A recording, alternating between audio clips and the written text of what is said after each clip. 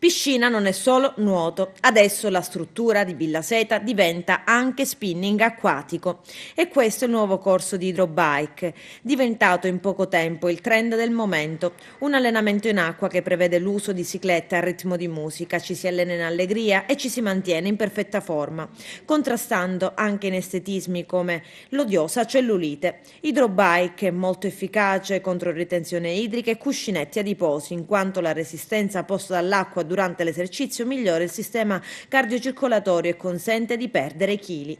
L'azione idromassaggiante modella il corpo e tonifica i muscoli, recando benefici evidenti nel giro di qualche settimana.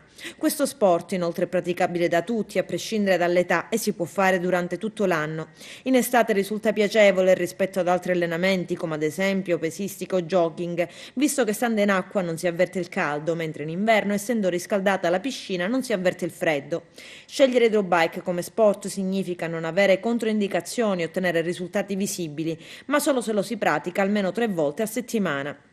Si noterà in quel caso un fisico più asciutto e definito, e tutto questo con circa 45 minuti a lezione.